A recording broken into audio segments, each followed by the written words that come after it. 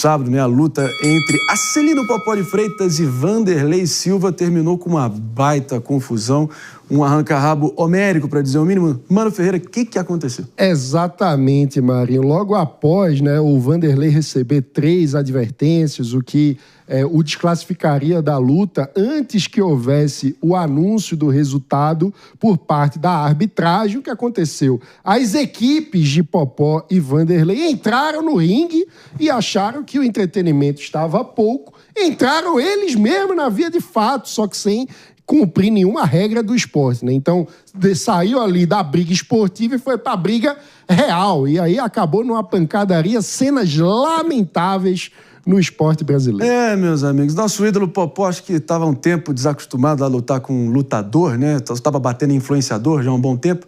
De qualquer forma, acabou girando esse arranca-rabo aí sem precedentes, armaram um banzé e deu no que deu. E assim, entrando para os anais da história das polêmicas televisionadas brasileiras, né? De qualquer forma, vamos ouvir o que os próprios disseram? Vamos lá, primeiro com Vanderlei Silva, vamos lá. Olá, pessoal. Vim declarar a respeito do ocorrido de ontem, onde fui covardemente agredido pelas costas.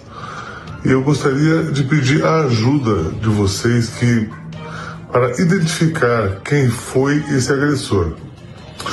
Eu vi um vídeo do Popó agora que ele disse que não foi o filho dele. Então eu gostaria que vocês, analisando os vídeos, me dissessem quem foi.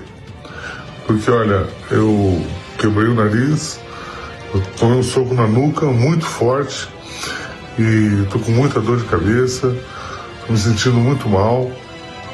E realmente foi um episódio muito lamentável. Meus amigos, está aí Vanderlei Silva provando, né, que marcar luta com o Popó nunca é recomendável. Afinal de contas, ele apanhou antes, durante e depois da própria luta e acabou ficando aí com o olho direito dele completamente desfigurado, inflamado, ali um hematoma ali absurdo. Vou querer comentar aqui com a nossa querida, enfim, amiga aqui do Morning Show, que é a Adriana Morales, está aqui com a gente, beleza? Bom te ver de novo. Claramente falta de fair play, né? O que esse caso aí todo revelou para você mais amplamente sobre as tensões humanas nesse mundo cão que a gente vive, hein? Bom dia, Marinho, bom dia a todos. É lamentável todas as vezes que o esporte segue um rumo não devido. Na psicologia, nós utilizamos muitas vezes o esporte como um apoio, como uma ferramenta para salvar vidas, né? Então a gente faz ali um compêndio, não é só o apoio emocional, mas é o apoio também do esporte que vai interferir na produção neuroquímica, que vai alavancar emocionalmente uma pessoa, um paciente que não está bem. E aí quando a gente vê uma figura pública, né, figuras públicas envolvidas dessa maneira, tratando o esporte como de maneira egóica, né, para cuidar das suas questões pessoais, esquecendo que uma figura pública é aquela figura que vai influenciar, então a gente só tem a lamentar.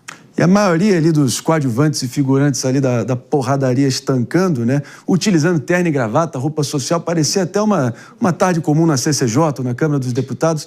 De qualquer forma, lamentável para dizer o mínimo, né? Doutora Luciana Nepomuceno, o que você achou, hein? Eu queria fazer uma pergunta para a doutora. O que leva, dentro da psicologia, uma pessoa, ou seja, um esportista, está acostumado ali, no caso deles, à luta, ao ringue, que está acostumado com os holofotes. Podemos citar o exemplo também, Neymar, quando ele vai, xinga a torcida. Ou seja, essas pessoas que já têm um padrão público de visibilidade, a perderem a cabeça, a se exaltarem, a esquecerem que eles são exemplo para toda uma sociedade. O que é o gatilho, a mola propulsora dessas ações, muitas vezes não pensadas? Notoriamente, as coisas não acontecem do dia para a noite, né? O que a gente observa? Que provavelmente essas pessoas já vinham fomentando uma mentalidade, um comportamento agressivo. Porque esse esporte prima justamente o contrário, para que as pessoas realizem a atividade em um ambiente seguro, em um ambiente de respeito e em um ambiente propício para aquilo, né? Para este fim. Então, me parece que toda essa tormenta que a gente observa é produto de algo que já vinha sendo alimentado emocionalmente, psiquicamente. Notoriamente, houve um desequilíbrio, né, emocional, porque ninguém vai praticar um ato de violência, tamanha violência, entendendo que tá tudo bem. A gente espera, sim, inclusive, que as pessoas sejam responsabilizadas. Porque faz parte do show, né? Eu acompanho de perto as lutas, até já fui desse universo, né? Mas faz parte desse show de realmente você fazer aquela provocação, a encarada que é programada. Então já tem todo um contexto ali de rivalidade entre eles. Nesse caso ainda mais, porque o Popó tinha uma treta antiga com o André Dida, que era o principal responsável pela preparação do Vanderlei Silva, que acabou sendo eliminado por 3 golpes ilegais, incluindo uma joelhada, claramente, enfim, o cacuete ali de quem se formou no MMA. De qualquer forma, vamos ver o que o próprio Popó comentou depois dessa fiasqueira danada? Popó, vamos lá. Eu só quero que tudo se acalme, pedir desculpa a vocês aí, que a gente tentou fazer uma entrega perfeita para vocês. E eu acabo apanhando do treinador dele, do nada, cara. E o outro cara ainda tentou me dar um mata-leão, quase me apaga. Depois de ter tomado cabeçada, um monte de coisa, tudo. Mas tudo bem, tá? Deus sabe o que faz. De novo, pessoal, acabou que foi o filho do Popó que deu aquele cruzado final ali, que acabou, né? Caixão e vela preta, acabou apagando ali o nosso Vanderlei Silva.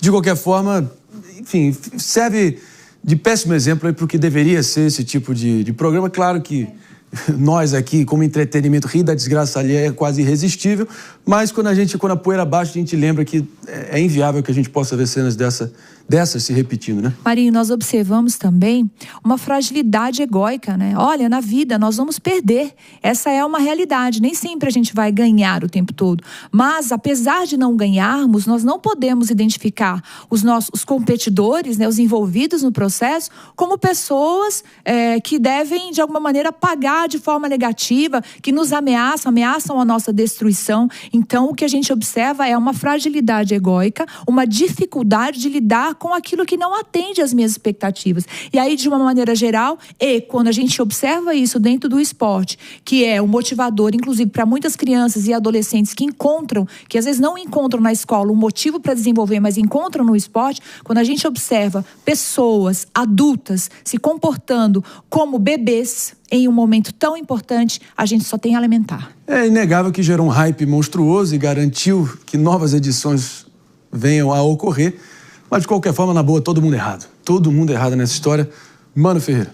Adriana, como é que funciona essa pulsão da agressividade? Por que o ser humano tem essa demanda violenta que muitas vezes acaba sendo sublimada no esporte, mas nesse caso não foi, né? Acabou que mesmo num esporte que, em tese, seria para ter ali a explosão da violência de forma civilizada, dentro de regras, mesmo assim, o entorno dos atletas acabou explodindo. De onde vem essa pulsão violenta? A agressividade faz parte do desenvolvimento humano. Se a gente observar o bebê, quando ele está ali no seu primeiro ano de vida e começa o processo de alimentação, de deglutir, né, de mastigar os alimentos, o que é isso? É a raiva que vai sendo transformada, né, vai ali mastigando os alimentos e aquele alimento se torna em uma coisa boa.